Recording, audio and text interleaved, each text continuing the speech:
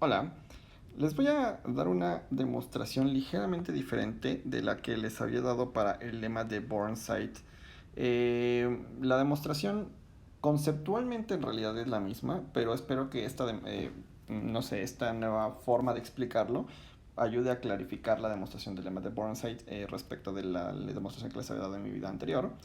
Y la cosa va como sigue. Entonces, recuerden, vamos a utilizar de todas formas el ejercicio que les había dicho. El que pues esencialmente nos dice es que si dos elementos en X, en el G conjunto X, están en la misma órbita, entonces sus estabilizadores tienen el mismo orden, o sea, la misma cantidad de elementos. Recuerden que X habíamos dicho que es un G conjunto finito, si tanto X como G son finitos. Y el lema de Burnside es que si G es un conjunto finito y n es el número de órbitas de X, entonces n es igual a 1 entre el orden de G y la suma de estos f de tau, donde f de tau es el número de elementos en X que tau deja fijo. ¿Va? Muy bien.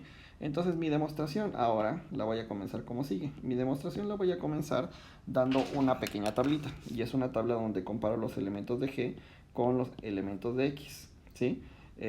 Quizás la mejor forma de escribir esto sea así. G contra elementos de X. Y voy a hacer mi tabla. ¿Sí? Déjenme escribir un poquito mejor mi tabla. A ver, ya dibujé la tabla. Entonces, ¿qué es lo que voy a hacer? Voy a hacer lo siguiente, ¿no? En mi parte de arriba de la tabla tengo los elementos de X, como son finitos, pues los puedo enumerar, así X1 hasta XM, les doy un orden cualquiera. Y en mi primer columna tengo los elementos de G, comienzo con la identidad y luego pues les doy nombre a mis elementos, también, ¿no? G1 hasta Gn. Y ahora voy a hacer lo siguiente. Bueno, aquí pues en cada tabla, en cada cuadrito de mi tabla voy a escribir un 0 o un 1. ¿De qué va a depender? Por ejemplo aquí, ¿no? X2 contra G1. Voy a escribir 0 si G1 no fija a X2. Y un 1 si G1, si lo dije bien, a ver, 0 si G1 no fija X2 y 1 si G1 fija X2. Entonces déjenme lo pongo aquí. Lo voy a poner por aquí. Entonces, no sé, voy a poner G1, X1, coma X1, GI, XI es igual a 0 si, no va a caber, si GI fija a X, tal vez sea mejor ponerle J. GI es igual, perdón, este es diferente de XJ, o sea, se no lo fija. Y 1 si G1 GIXJ es igual a XJ, o sea, se lo fija.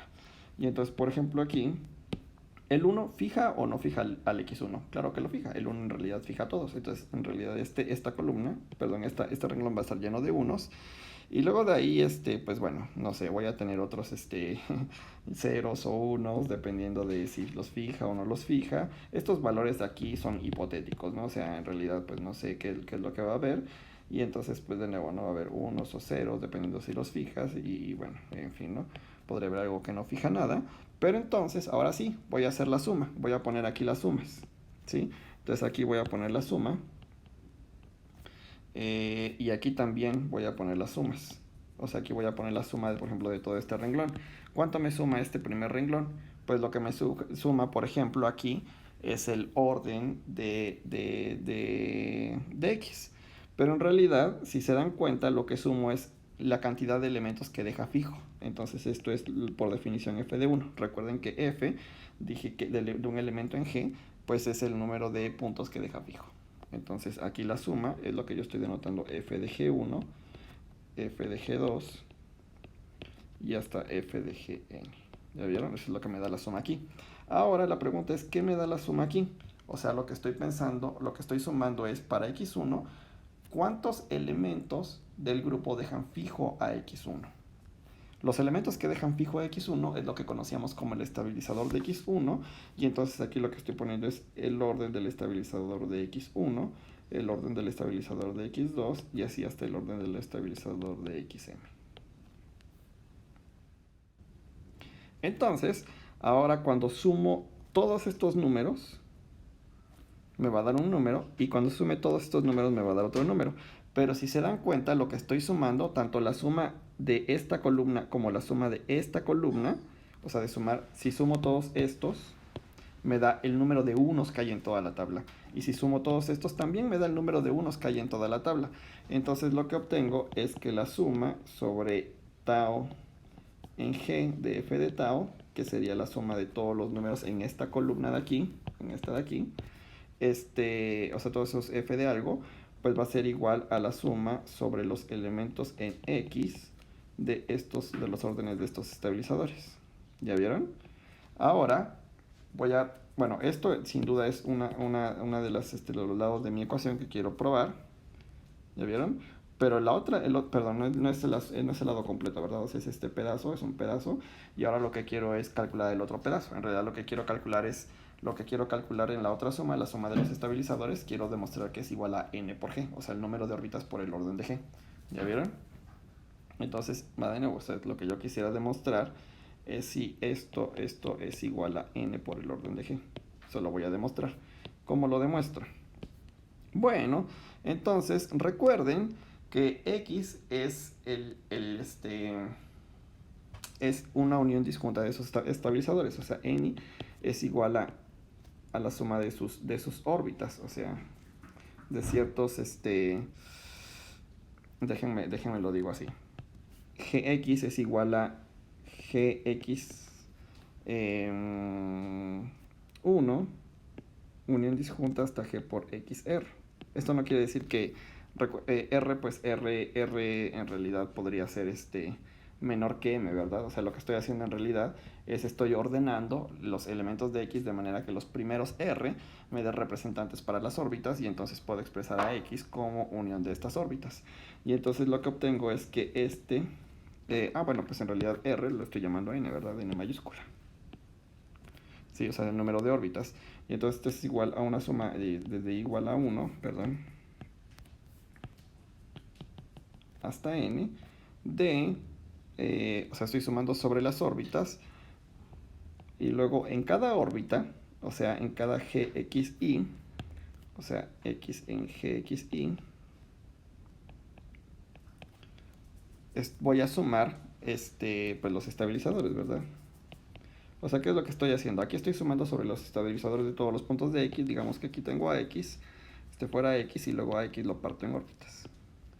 ¿Ya vieron? Entonces aquí en esta suma estoy sumando así como por cada punto estoy sumando el orden del estabilizador. Y aquí en esta suma bueno, primero estoy sumando sobre los puntos en cada órbita y luego por cada, la segunda suma, o sea, la de la izquierda, perdón, la de la derecha corre sobre todas las órbitas. Entonces, en efecto, estas dos sumatorias, bueno, esta sumatoria de aquí me da esta doble sumatoria de aquí. ¿Ya vieron? Entonces ahí tengo ya esto. Ahora, ¿qué hago? Pues voy a utilizar el lema anterior, ¿verdad? El que les decía que si tengo estabilizadores de elementos en la misma órbita, pues me da el mismo número. O sea, esto lo que me está diciendo es que esto es igual a 1 hasta n. Y ahora en vez de poner el estabilizador sobre cada los puntos de las órbitas, pues pongo el orden de la órbita.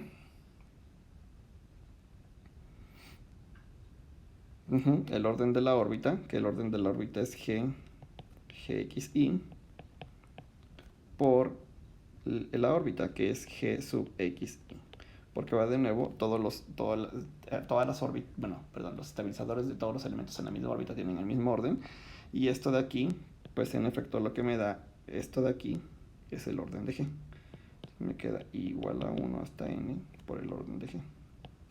Y esto es igual a el orden de g, porque esto ya no depende de la i, y esto me da hasta n de una suma de unos. Entonces esto es igual al orden de g por n. Y ahora sí ya terminé. Espero que esta demostración sea más clara, porque pues aquí ya no hablo así como de que contribuye, que no sé qué.